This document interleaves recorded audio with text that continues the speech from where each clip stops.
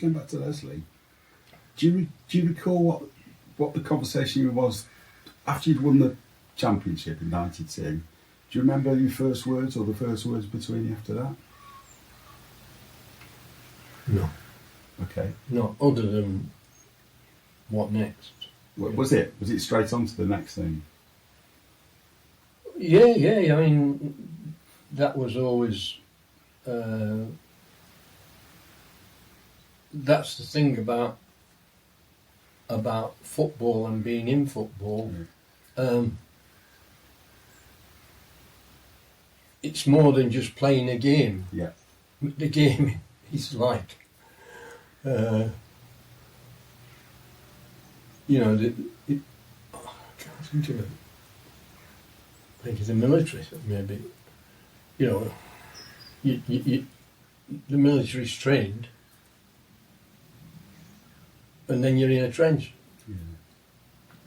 And that's when the training comes in, but your ability to translate that training and make successful decisions, right decisions, and then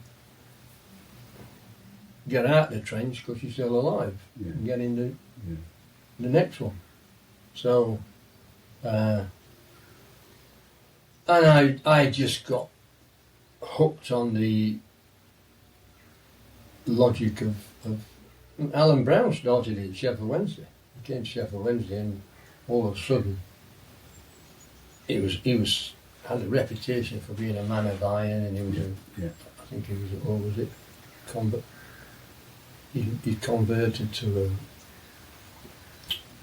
you'd have to look it up, but it was a religion. But Alan was intelligent. You look at his background, and totally different to the impression some people got, which was of a but sometimes people want to create an impression, don't they? You could have an intelligent conversation on something and go a bit past. You lost 2-0, as it were. Well, we won 1-0. And that was the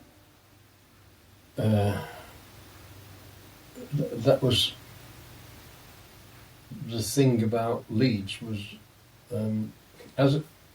Sheffield Wednesday was great, as was Notts County. Yeah. I mean, the chairman and owner of Notts County, millionaire, I think, came from Glasgow, and again climbed a... That was Jack Dunnett, was it? Yeah.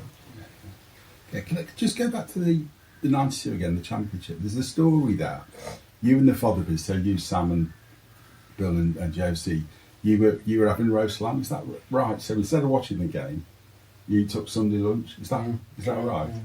And did you really not know until afterwards? Because I understand, was it Ben that came in and was telling you what was going on?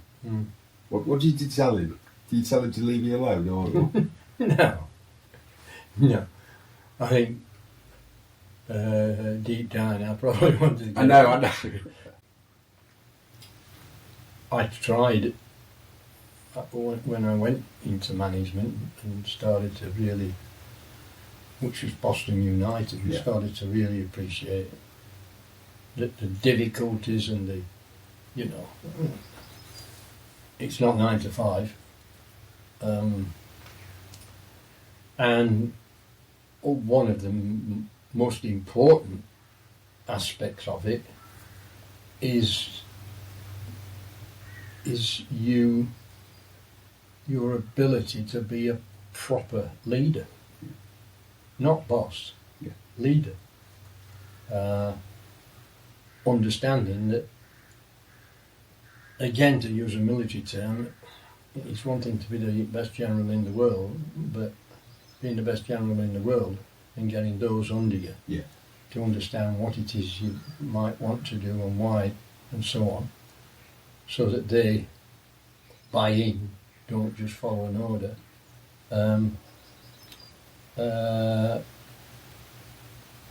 That Did I sit down and think about all that? No. I just got interested. Yeah. And can I just ask about that? Because you talk quite a bit about military and the thematics and the leadership part, but you're at pains to point out you were not the sergeant major like the Sergeant Wilko, etc. And you've told me where that came from, etc. But so, am I right in thinking that you saw the benefits of the army and the leadership and that type of showing people the way, but not taking people with you? And can you just talk? You've talked about we, not me before. Yeah, well, you can't, as it were. You've got to be adaptable. Yeah. But for me, what's most important are the foundations. Right. So you are in charge, you've got to make decisions, but your decisions will not work if there ain't buying. And buying's got to be about more than winning every game. So, best example is pre-season training. You can start off as the new face on the block with a club with 6 weeks to go to pre-season training. And that, for me, that time was about having the time and taking the time to get them to understand that what we're doing has a logic. It's part of what's needed to be successful. And yeah, there are stars, but a star's no good if he's not got people around him who buy into what that person